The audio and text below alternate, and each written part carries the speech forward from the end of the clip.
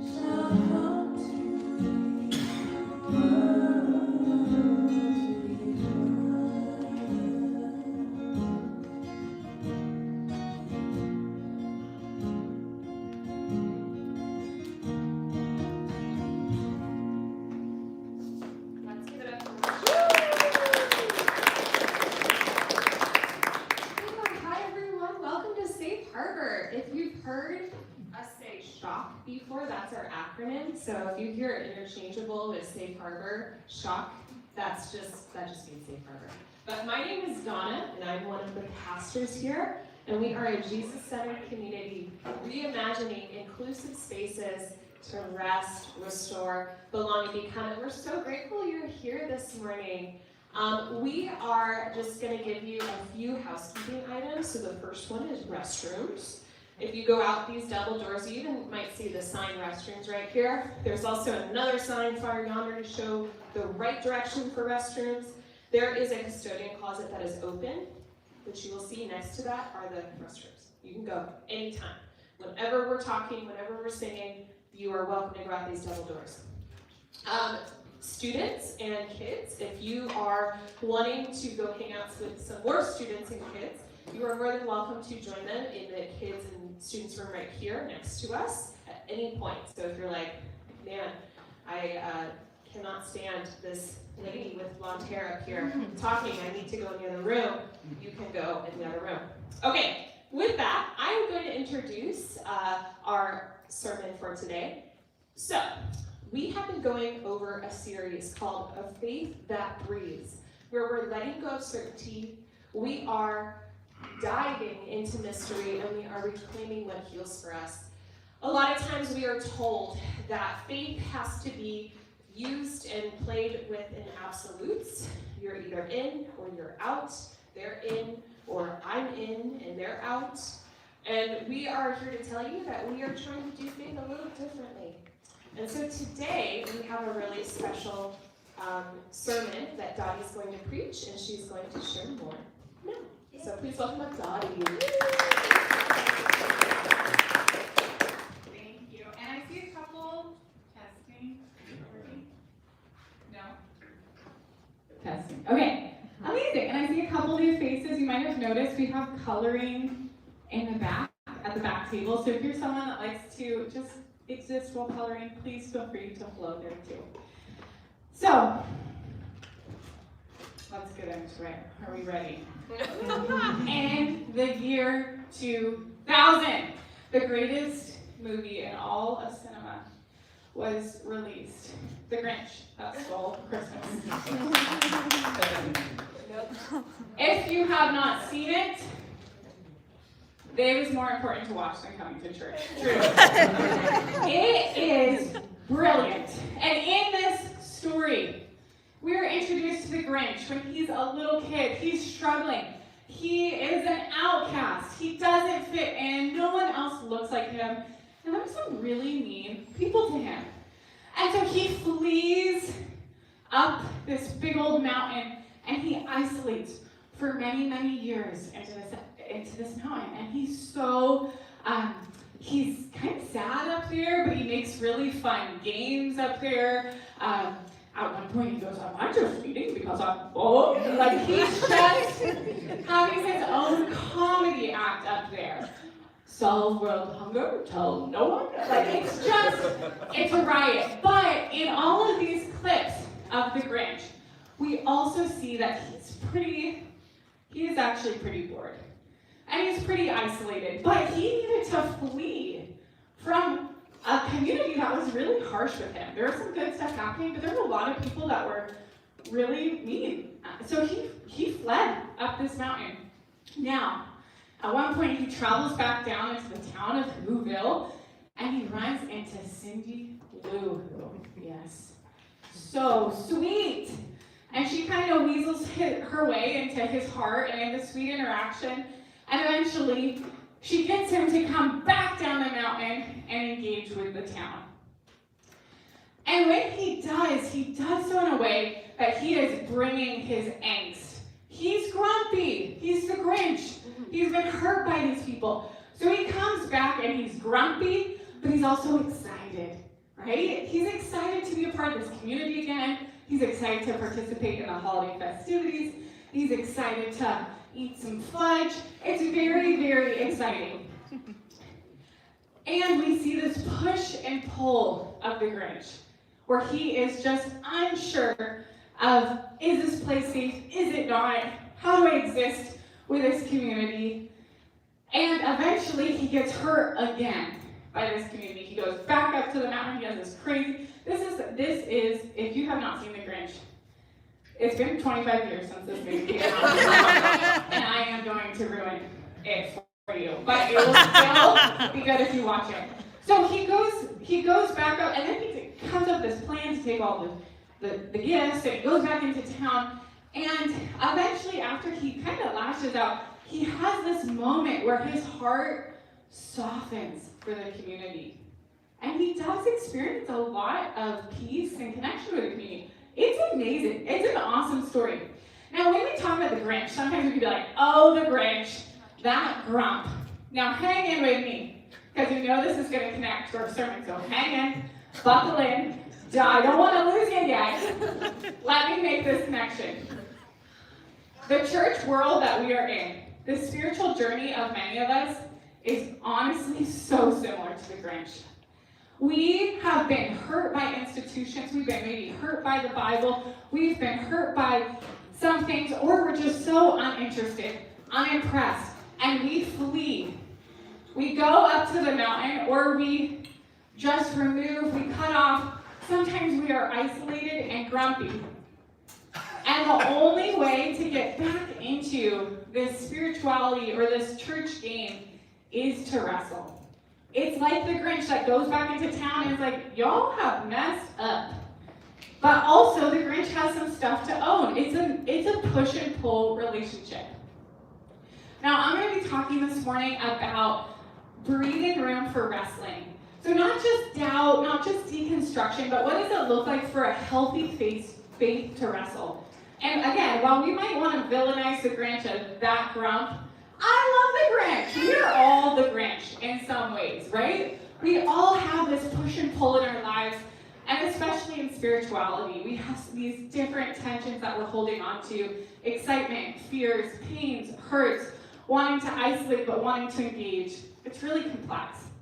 So if you've been around Shock for probably even the last 6 months, you've maybe at some point heard me use the phrase dwelling and seeking. So I have done research in psychology around the spirituality, the spiritual dimensions, and one of the ways that we understand and see spirituality is this dialectical process of dwelling and seeking. So essentially that means that it is really important for us to have parts of our own spiritual journey that feel safe and secure. And it's also really important for us to have parts of our spiritual journey where we are seeking, we're asking questions, we're pushing back against systems. Now you might find yourself, maybe you've been in this post-deconstruction journey for 5 to 10 years and you're like, I'm settled, I'm cruising. That's awesome. Maybe asking questions about faith and institutions is new for you. It can feel really anxiety-provoking and disrupting. Wherever you are at, I'm hoping that this message for us today can be one where we all have access to this conversation. That part of a healthy and thriving and flourishing faith is one where we wrestle, where we continue to grow, where we continue to be open and curious, so that we're not just removed on the mountain, grumpy and in isolation. We're going to look at a story in the Bible. It's in Genesis 32. It's a pretty famous story of this guy named Jacob. And Jacob he's a big deal in the Hebrew Bible. So we've talked about Abraham here at Shock before. We've given him a hard time. If you've been at Shock, you know we push back against some of these, especially male figures in the Bible. We question, we wrestle. And Jacob's a part of Abraham's lineage, which means he has a huge role in the formation of Israel. So it goes from Abraham to Isaac to Jacob, and from Jacob is where he has 12 sons and where the 12 tribes of Israel come from. So he plays a huge role, and he's the person we're going to be looking at this morning. And also, Jacob's life is tremendously messy, right? Similar to the Grinch. It's messy, it's complicated, there's a ton of pain and hurt. And so before we get to this story, he is on this journey, like from the start, when he was in the womb. Some of you might remember him and his brother Esau were in the womb, and he grabs his brother's heel. Like, there's just like all this weird tension. And with his own brother, he's going through these odd push and pulls where he's trying to get the birthright or his dad's blessing. And so essentially, by the time we get to this point in the story, Jacob has done so much harm to his brother that his brother has said he's going to kill him, right? So that is the fear that Jacob has going into this. He spent years fleeing, and he was with his father-in-law. This was him avoiding his brother. And he was with his father-in-law, but his father-in-law was deeply corrupt. So his father-in-law had all this crazy stuff going on, had exploited him, had convinced him to make some really poor decisions. One of those poor decisions was having 2 wives. There's just a lot. Jacob's messy. And so at this point, he leaves his father-in-law, and he's going back home, back to where his brother is, where his brother has said he's going to kill him. He sends gifts, hoping that will prime his brother to be kind to him.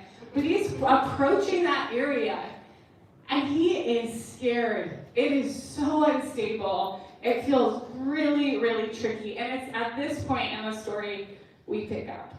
And so Alicia is going to read for us. Thank you, Alicia. Genesis 32, 22 through 29. Jacob wrestles with God. This same night he got up and took his 2 wives, his 2 maids, and his 11 children and crossed the ford of the Jabbok. He took them and sent them across the stream, and likewise everything he had. Jacob was left alone, and a man wrestled with him until daybreak. When the man saw that he did not prevail against Jacob, he struck him on the hip socket, and Jacob's hip was put out of joint as he wrestled with him. Then he said, "Let me go, for the day is breaking." But Jacob said, "I will not let you go, unless you bless me." So he said to him, "What is your name?" And he said, "Jacob." Then the man said, "You shall no longer be called Jacob, but Israel, for you have striven with God and with humans and have prevailed." Then Jacob said to him, "Please tell me your name." But he said, "Why is it that you ask my name?" And there he blessed him. So Jacob called the place Peniel, saying, "For I have seen God face to face, yet my life is preserved." The sun rose upon him as he passed Penuel, limping because of his hip. Therefore, to this day, the Israelites do not eat the thigh muscle that is on the hip socket, because he struck Jacob on the hip socket at the thigh muscle. Thank you so much. All right, so this story is just fascinating. He comes, and in the middle of the night, Jacob is alone. He's terrified about seeing his brother, and this mysterious figure approaches, and it's often read as God or an angel or the divine, and this figure wrestles with Jacob. And Jacob refuses to let go in that wrestle. It gets to the point of saying, "I need a blessing." Jacob is renamed. Israel means the one who wrestles with God.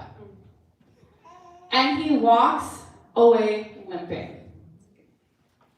Will Gaffney, in her commentary on this, she's a womanist scholar, her commentary on this passage is called A Bruised Blessing.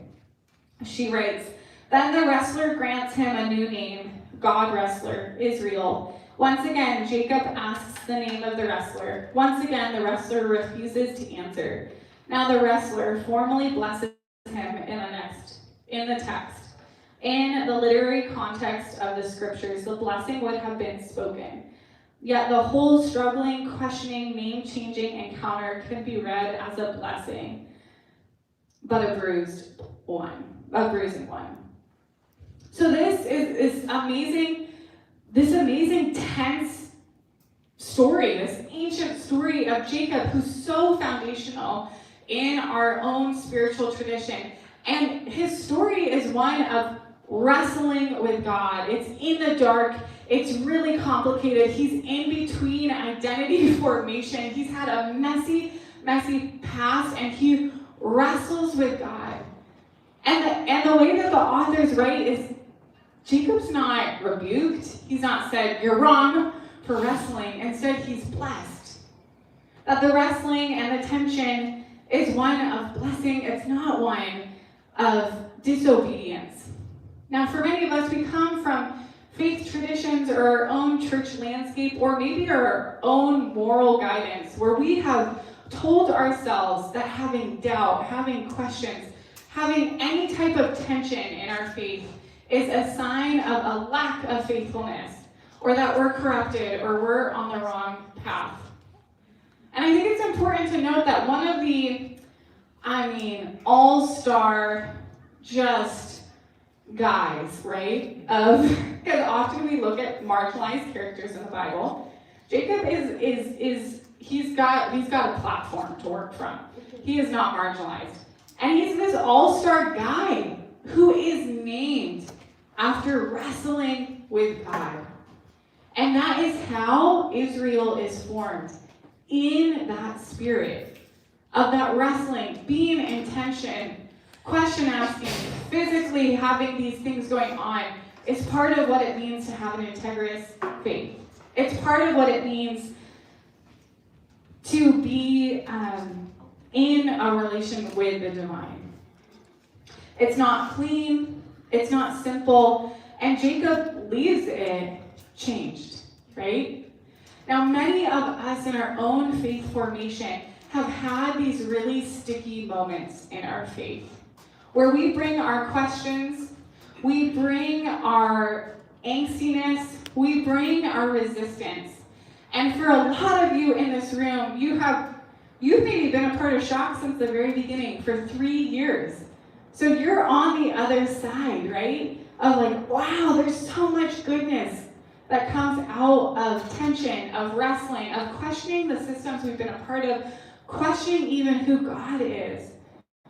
And yet, we come out maybe even a little bruised sometimes, changed. It's intense. And we have this story to look to as a story of, gosh, it is important and a good thing to wrestle. It is sacred and it's good. Kat Armis says, in terms of just her own faith formation, she said this specifically in context of trying to break away from white supremacy. But she is an amazing Mujerista theologian, and she says, but the more that I learn about God or about scripture or about theology in general, the more I realize the phrase, I don't know, is indeed a sacred declaration. It's a way to name my humanness and my imperfections and the fact that I'll never know or master or possess. I talk a lot about decolonizing, and I think leaning into imperfection and into uncertainty is a part of this process. A part of our own faith tradition is to befriend uncertainty, to befriend wrestling, to befriend mystery. Now that can be really, really disorienting. It can be really hard. And I want to look at this a little bit practically. So I was thinking about like times of wrestling and why is it important? Even in a relational sense, when I look at I've been married for 8.5 years. Woo, yeah. Yeah. I'm just such a nerdy person. I can't help it. It's cool. Okay. I've been married for a long time-ish, not really. Those of you in the room are like, you're a baby. Okay. But I've been married for 8.5 years. When I think about the healthiest times of my marriage, it hasn't been the times where there's indifference and silence. It's been the times where we are willing to have tension, right? When my husband and I are willing to fight, when we are willing to bring things to the surface, when we are willing to metaphorically wrestle, we have had our healthiest seasons of marriage. Now, they're always difficult, right? It's not fun to be the person that's like, ugh, I didn't like this, or just whatever it is. But when I think about like just even the health of my relationship, my marriage, the safest place for me, it's when I have the ability to be in tension, or when my husband feels safe to share things with me. When I think about my closest friendships, it's those that are willing to go, ugh, this hit me a little odd. We gotta work through this. And then when I think about, gosh, the people I really enjoy, I was at a parent party the other night, and I sat at the table, and then, when you have people sit at your table, and you're like, all right, it's gonna be an interesting conversation. So I'm not sitting at the table, and I'm like, oh, the people that I want to sit at a table with are the ones that are curious, right? The best conversation partners are the ones that are asking good questions, helping us feel known, don't assume that they have it all figured out, and are curious and want to learn more. And so much of our faith formation is one where at times we can be so jaded or unimpressed. That's my favorite word to use. I'm like, ugh, that was unimpressive. We can be so unimpressed, right, at certain things that we see at churches. It could even be here. You could be like, unimpressed, pass. That's fine. We can be so just whatever, that we end up having this Grinch-like approach on the mountain, where we don't go into the struggle. We isolate. We're grumpy. We're making jokes. They're great jokes. But they're not really helping us continue to grow, right? It can be this resolved, removed place. Or at times, we don't want to look at the hard things. We want to stay in Whoville, skipping along, just happy as can be, we're good, nothing's wrong here. We're just going to keep buying presents. And times we can have these approaches of don't look at the pain, or the pain is so much, I'm now going to remove myself from everything. In our own spiritual life, we are invited into a wrestle. To wrestle with God, to wrestle with church, to wrestle with community, and to be curious. Like a really good dinner conversation partner that asks questions. And at times, it can tap on some really intense insecurities, right? When I am at the dinner table with someone that believes something opposite as me, I have to do a lot of self-regulating. And I'm not always going to be the best question asker, and sometimes I leave that table, right? So I'm not saying that we have to be flawless with this. I am saying I think we are invited into, it's not just befriending doubt. It's not just deconstruction 101. It's that wrestling, that curiosity, that question asking is a part of what it means to do this faith thing well. It's a process we continue with for many years, and I hope that when I am in my 80s, I am still asking questions. I'm still curious. I'm still willing to disrupt. So I got a lot of 80-year-old friends, and they are awesome.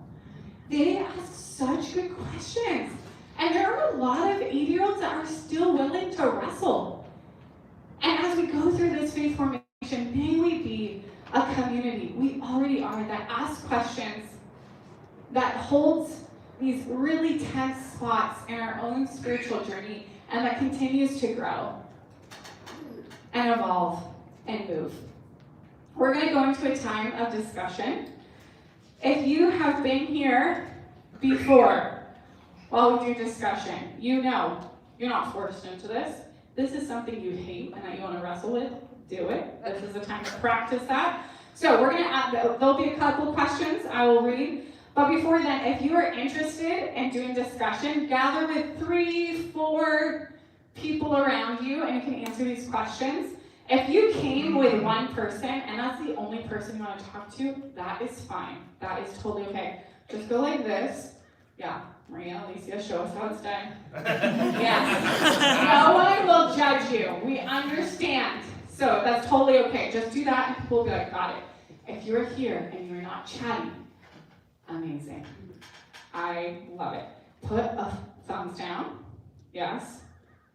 And again, no one will be offended. So these are the questions that will guide our time.